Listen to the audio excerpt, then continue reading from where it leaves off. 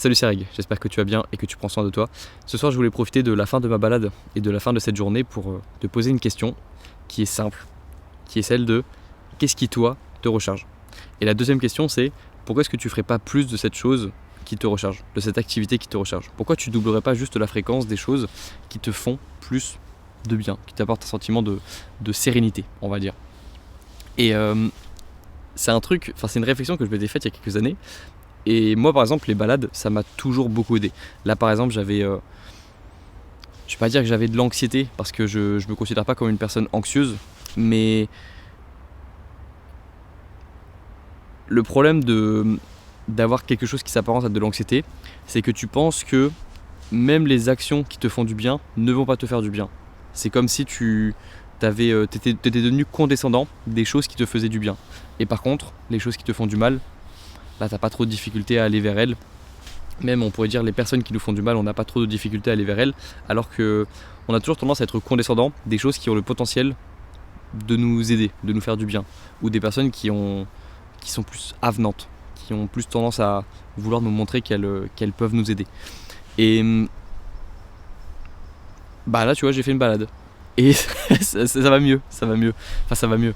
Ça fait du bien, quoi. Enfin, c'est un truc qui est fait pour qu'on aille mieux, en fait, la balade.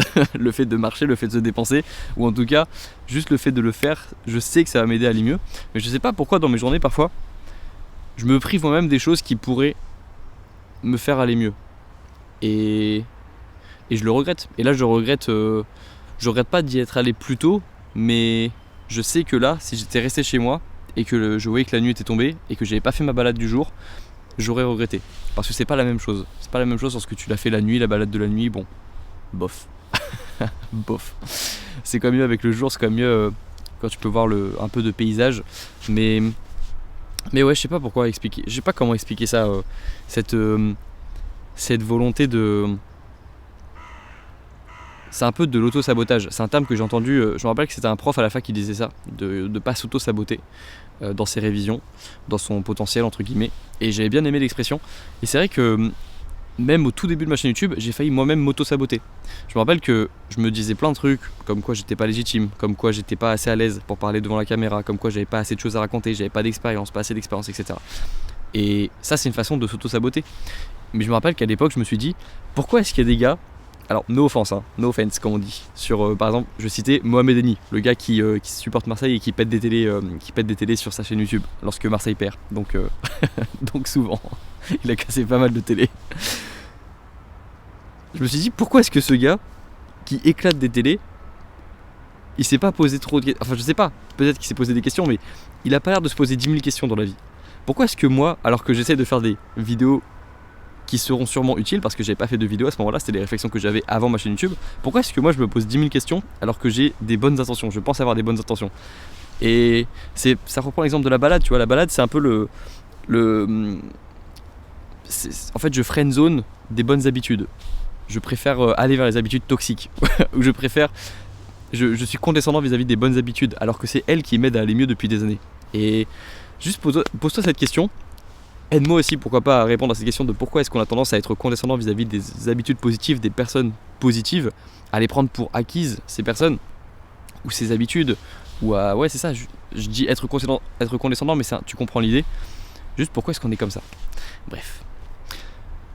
En tout cas, si tu as trouvé des choses qui te font du bien, fais ces choses et pourquoi pas double la fréquence. Je sais pas si on me voit bien encore, je vais augmenter la luminosité peut-être. Fais ces choses plus souvent, plus de fréquence. Je me rappelle qu'il y avait une période où je faisais 2 balades par jour. Pourquoi? Parce que je me sens bien quand je sors d'une balade. Je me sens bien pendant la balade, je me sens bien après la balade. Bah j'en fais 2 par jour, tu vois. J'en faisais une le matin, une l'après-midi. Et ça marche peut-être pas pour tout, parce que la balade ça demande pas trop d'efforts physiques. Tu peux pas faire 2 grosses séances de muscu par jour, la plupart du temps. Donc juste pose-toi la question de qu'est-ce qui te fait du bien. Essaye de t'analyser toi-même lorsque tu te trouves toi-même condescendant vis-à-vis des bonnes choses qui pourraient t'aider dans la vie, qui pourraient t'améliorer, qui pourraient te faire du bien.